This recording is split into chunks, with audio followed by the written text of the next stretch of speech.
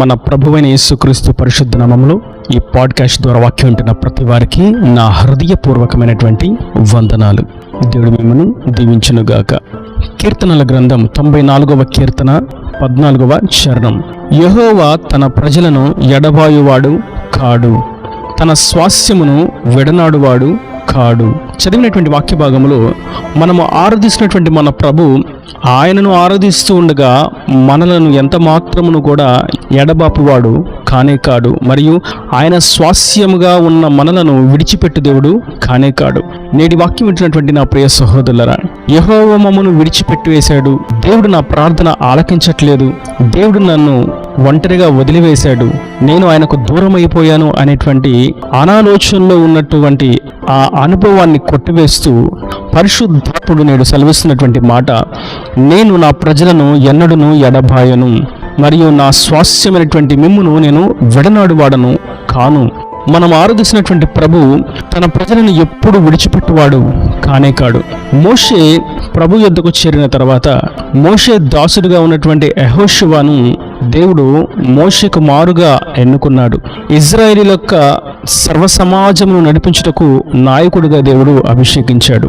ఆనాడు యెహోషువతో ప్రభు అన్నారు, నేను మోషేకు తోడుగా ఉన్నట్లుగా నీకును తోడుగా ఉన్నాను, నేను నిన్ను విడువను ఎడబాయను, నువ్వు భయపడకు అని ఆనాడు యెహోషువతో చెప్పినట్లుగానే నేడు మనతో కూడా అని చెప్తున్నారు, నేను మిమ్మల్ని విడిచిపెట్టువాడను కాను అని. అయితే ఆయన విడిచిపెట్టువాడు కాడు అని అన్నప్పుడు ఎవరిని ఆయన విడిచిపెట్టడు, ఎవరిని ఆయన ఎడబాయకుండా కాపాడుతాడు, ఎవరిని ఆయన విడనాడకుండా నడిపిస్తాడు అని చూసినట్లయితే పరిశుద్ధ లేఖనాల్లో కొన్ని ప్రాముఖ్యమైనటువంటి అంశాలను గమనిస్తాం. ఇక్కడ మనం చూస్తున్నాం 14వ వచనంలో, యెహోవా తన ప్రజలను ఎడబాయువాడు కాడు, తన స్వాస్థ్యమును విడనాడువాడు కాడు. దీని యొక్క అర్థం, మనం ఆయన ప్రజలుగా ఉండాలి, అప్పుడు ఆయన మనలను ఎడబాయడు. మనము ఆయన స్వాస్థ్యముగా ఉండాలి, అప్పుడు ఆయన మనలను విడనాడడు. తన ప్రజలుగా తన స్వాస్థ్యముగా ఉండుట అంటే ఏమిటి అని చూసినట్లయితే, మనము ఆయన రక్తంలో కడగబడి ఆయన దేవుడిగా కలిగినటువంటి జనులంగా మనం నిలిచి ఉండాలి. ఆయనే సంరక్షకుడిగా, ఆయనే నిజమైనటువంటి ప్రాణరక్షకుడిగా, ఆయనే మన జీవనదాతగా మనకు ఉండినట్లుగా మనలను మనం ఆయనకు సమర్పించుకోవాలి, మనలను మనం ఆయనకు ప్రతిష్ఠించుకోవాలి. ఆయన మన కొరకు కార్చినటువంటి రక్తంలో మనం కడగబడి ఆయన ప్రజలుగా మనం మార్చబడాలి. ఆయన జీవ గ్రంథంలోకి మన పేరు లిఖించబడుట చేత మనం ఆయన స్వాస్థ్యంగా మార్చబడతాము. ఆయన ఆత్మచేత నింపబడుట చేత మనము ఆయన స్వాస్థ్యంగా మార్చబడతాం. అయితే మనము ఎన్నాళ్ళు ఆయన మందిరానికి వెళ్ళినా, ఎన్నాళ్ళు ఆయనను గూర్చినటువంటి వాక్యాలు ఉపదేశాలను వింటూ ఉన్నా, ఎన్నాళ్ళు గొంతెత్తి ఆరాధన చేసినా, ఎన్నాళ్ళు కానుకలే ఇచ్చినా, అర్పణలే చేసినా, ఎన్నాళ్ళు కూడికలలో పాల్గొనినా, ఆయన ప్రజలుగా మనం మార్చబడకపోతే అది ఎంతో బాధాకరమైనటువంటి విషయం. వాక్యం సెలవిస్తుంది, తన ప్రజలను ఆయన ఎడబాయడు, తన స్వాస్థ్యమును ఆయన విడువడు. విడువక ఎడబాయక కాపాడే ప్రభువుకు మనల్ని మనం అర్పించుకోకుండా, ఆయన బలిష్టమైన చేతి క్రిందకు మనం పరిగెత్తుకుని వెళ్లకుండా, ఆయన కాడి కిందకు మనము చేరకుండా, ఆయన చెంతకు మనము చేరకుండా నిలిచి ఉంటే అన్నీ కోల్పోయినట్లుగా, అందరూ మనల్ని విడిచిపెట్టినట్లుగా నిరాశ నిస్పృహలో అపవాది త్రోసివేస్తాడు. వాడి బంధకాలతో బంధించి నరకానికి తీసుకుని పోతాడు. అందుకే పరిశుద్ధాత్ముడు నేడు సెలవిస్తున్నారు, మీరు నా ప్రజలై ఉన్న ఎడల నేను మిమ్మల్ని ఎడబాయను, మీరు నా స్వాస్థ్యంగా ఉన్న ఎడల నేను మిమ్మల్ని విడనాడను. కనుక మనము ఆయన స్వాస్థ్యంగా, ఆయనే నా రక్షకుడని, ఆయనే నా సొంత రక్షకుడని మనలను మనం ఆయనకు అర్పించుకొని ఆయన బిడ్డలంగా, ఆయన ప్రియ కుమారులముగాను కుమార్తెలముగాను చేరినట్లయితే ఆయన మనలను విడువడు ఎడబాయుడు. మరియు మరొక విషయాన్ని మనం గమనిస్తాం. కీర్తనల గ్రంథం 37వ కీర్తన 28వ చరణం. ఏలయనగా యెహోవా న్యాయమును ప్రేమించువాడు, ఆయన తన భక్తులను విడువడు, వారన్నిటికీ కాపాడబడుదురు గాని భక్తిహీనుల సంతానము నిర్మూలమగును. ఇక్కడ మనం చూస్తున్నాం, ఆయన యందు భయభక్తులు కలిగిన వారిని ఆయన విడువడు. మనము కేవలం యేసుక్రీస్తుని నమ్ముకొని ఉన్నాము, రక్షణ తీసుకుని ఉన్నాము, ఆయన రక్త మాంసాల్లో ఆచారంగా యథావిధిగా చేయవేస్తూ ఉన్నాము అని అనుకుంటూ నిలిచిపోవటం మటుకు కాదు, కానీ ఆయన యందు మనం భయము మరియు భక్తి కలిగి జీవించాలి అని అప్పుడు ఆయన మనలను విడిచిపెట్టడు అని స్పష్టంగా మనకు ప్రభు సెలవిస్తున్నారు. నేటి వాక్యం వింటున్నటువంటి నా ప్రియ సహోదరులారా, భయభక్తులు అనేది వస్త్రాల్లో కనిపించేది కాదు. భయభక్తులు అనేది నలుగురు మధ్య చూపించేటువంటి ఆర్భాటాన్ని బట్టి కనిపించేది కాదు. భయభక్తులు అనేది పరిశుద్ధ గ్రంథాన్ని చేత పట్టుకుంటూ వచ్చేది కాదు. భయభక్తులు అనేది సిలువను మెడలో వేసుకుంటూ వచ్చేది కాదు. భయభక్తులు అనేది అన్ని సదుపాయాలు ఉన్నటువంటి ఖ్యాతి కలిగినటువంటి మందిరంలోకి చేరి మెంబర్షిప్ కార్డు తీసుకున్నట్టు మట్టుకు కాదు. కానీ భయభక్తులు అనేది మన యొక్క వ్యక్తిగత జీవితం ప్రభువు చూస్తున్నాడు అనేటువంటి ఆత్మీయ స్పృహ కలిగి జీవించడమే భయభక్తి.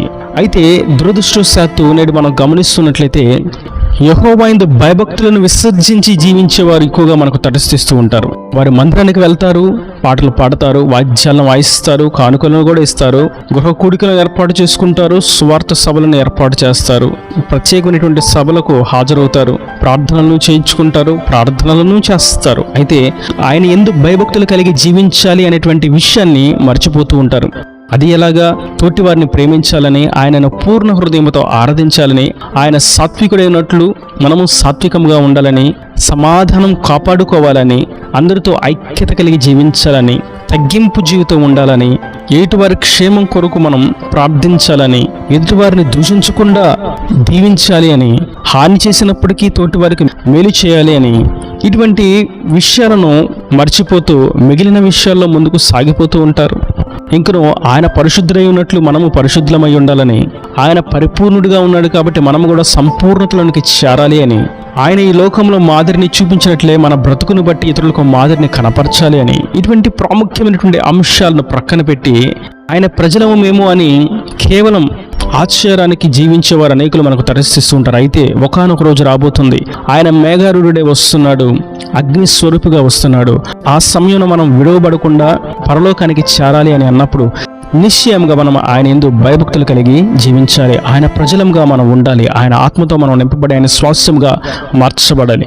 ఆ సందర్భంలో ఆయన భౌతికంగా ఈ లోకంలోనూ ఆత్మీయంగా మన ఆత్మకును మన జీవమునకు కావలసిన వాటిని ఆయన సమకూరుస్తాడు. అనారోగ్య స్థితిలో ఆరోగ్యం ఇచ్చుటలోనే కానీ, చదువులో జ్ఞానం ఇచ్చుటలో కానీ, ఉద్యోగం ఇచ్చుటలోనే కానీ, వ్యాపారమును వృద్ధినందింప చేయటంలోనే కానీ, సంతాన బహుమానం అనుగ్రహించటంలోనే కానీ, వివాహ విషయంలోనే కానీ, కుటుంబ విషయాల్లోనే కానీ, వ్యక్తిగత విషయాల్లోనే కానీ, సహవాసం విషయంలోనే కానీ, పరిచర్య విషయంలోనే కానీ, అన్ని కోణాలలోనూ ఆయన మనకు తోడుగా ఉంటాడు. మనలను విడిచిపెట్టగా ఆయన కరుణ హస్తమును మనకు తోడుగా ఉంచి దీవిస్తాడు.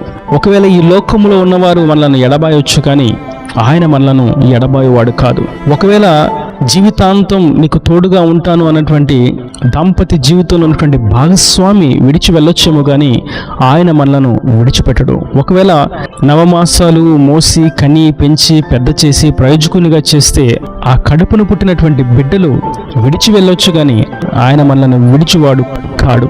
నావారు అని ఆలింగనం చేసుకున్న వారు అసహ్యించుకొని అవమానపరచవచ్చు, ఎడబాపవచ్చేమో కానీ ఆయన మాత్రం మనలను విడిచివాడు కాడు. ఎందుకంటే ఆయన మన కోసం తన మహిమను విడిచి ఈ భూలోకానికి దిగివచ్చి ఆయన రక్తమును కార్చి ఆయన రక్త ప్రోక్షణ చేత పాప ప్రక్షాళన చేసి పవిత్రులనుగా మార్చి ఆయన చెంతకు చేర్చుకొని ఆయన నుండి నిత్య రాజ్యానికి వారసులుగా తీసుకుని పోవాలని ఆయన ఎదురు చూస్తూ ఉన్నాడు. ఆయన ఆ విషయముగానే ఆయన రాకడను ఆలస్యం చేస్తూ ఉన్నాడు. ఆయన మన క్షేమం కొరకే తన ప్రాణమును అర్పించి మరణమును నిర్లక్ష్యపరిచిన వాడు.